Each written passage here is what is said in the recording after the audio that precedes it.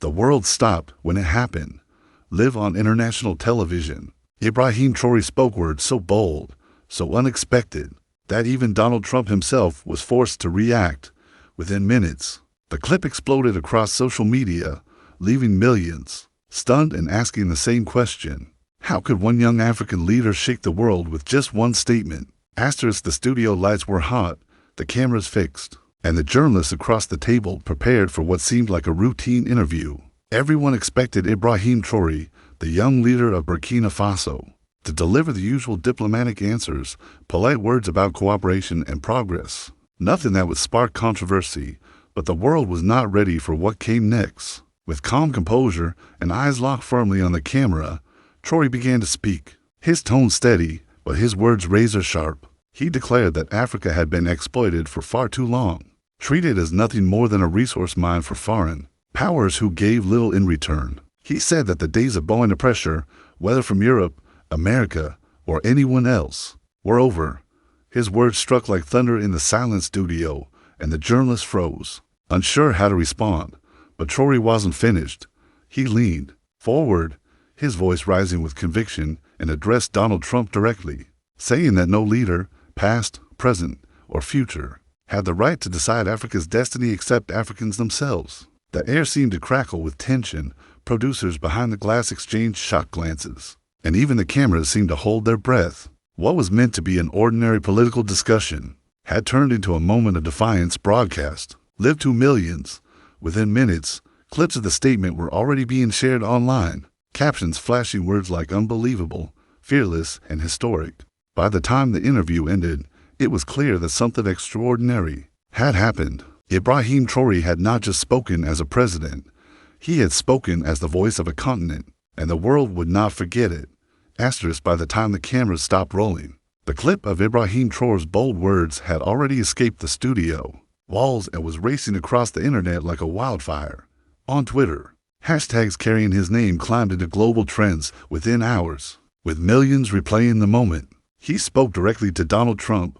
TikTok was flooded with short edits of his fiery statement, set to dramatic music, each clip drawing comments from stunned viewers across the world. Some users called him the bravest leader in Africa, while others described the scene as history happening live.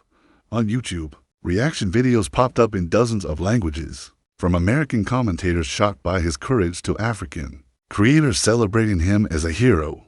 WhatsApp groups across the continent buzzed with forwards of the clip, shared endlessly from village to city. For young Africans especially, his words struck like lightning. Finally, someone was saying out loud what they had always felt, but never heard from a leader on global television. Even critics, who disagreed with his message, admitted that his fearlessness was undeniable. In just one night, Ibrahim Traore had gone from a national figure to an international sensation. The internet became a battlefield of opinions. Some praised his honesty, others warned that his defiance would bring consequences. But whether people loved him or hated him, they all kept watching, replaying, and sharing. In a matter of hours, one live statement had transformed into a movement online, uniting voices across continents in heated debate. And as the numbers kept climbing, millions of views, thousands of posts, endless comments, one truth became clear.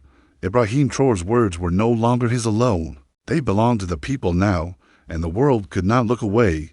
Asterisk, in the United States, the video of Ibrahim Traore's live TV statement spread across newsrooms like a storm. Morning talk shows replayed the clip on loop, anchors shaking their heads in disbelief at the boldness of the young African leader. By afternoon, reporters were pressing Donald Trump for a reaction. At first, he brushed it aside with his usual smirk, but when the clip was played back to him in front of flashing cameras, his demeanor shifted. He laughed, raising his eyebrows as if amused, but then his tone grew sharp.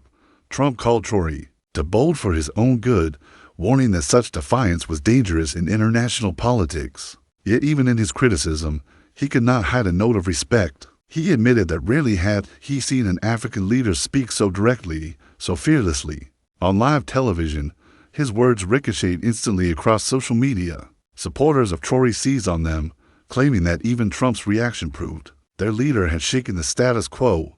Analysts debated furiously on American channels. Some argued Traore was reckless and would isolate his nation. while others insisted he was simply speaking the truth no one else dared to. The clash of opinions only gave more fuel to the fire online.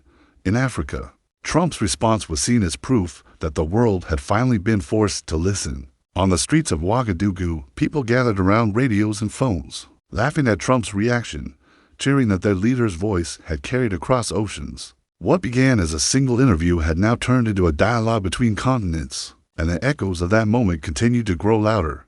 For the first time, an African president's words had pulled a direct response from Trump himself, and the world was watching closely to see what would come next. Asterisk as Trump's reaction spread across screens worldwide, the debate deepened, splitting opinions as sharply as a blade.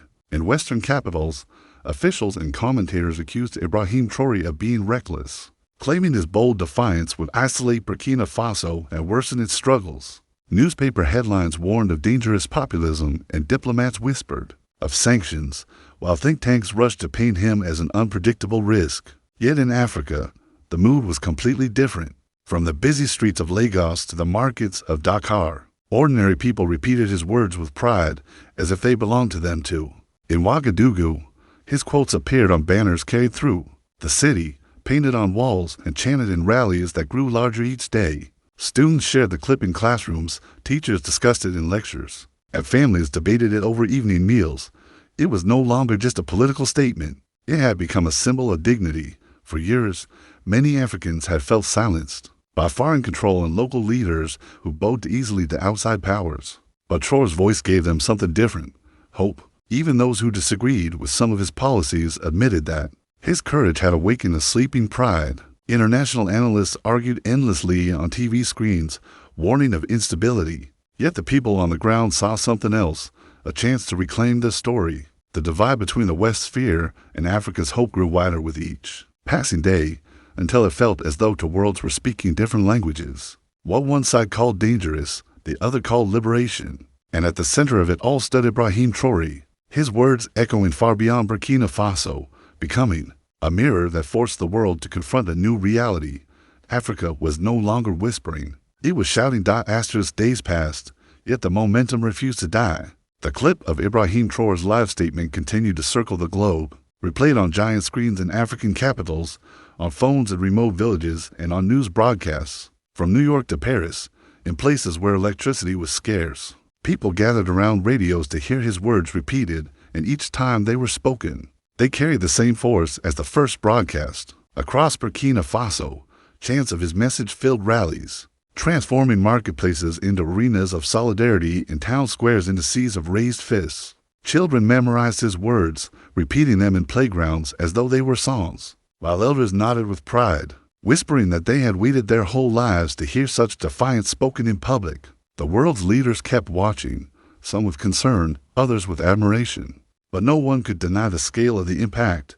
Traoré had ignited something larger than himself, a movement, a spirit, a belief that Africa's dignity could no longer be negotiated away behind closed doors. Commentators began calling it the speech that shook the balance, a moment when history pivoted, not because of armies or wealth, but because of words. For many, it didn't matter what came next, sanctions, pressure, or backlash. The people had already claimed victory in their hearts. A young leader from Burkina Faso had faced the world unafraid, and his voice now echoed in classrooms, in rallies, and across generations. The message was simple yet unstoppable: Africa would no longer be silent.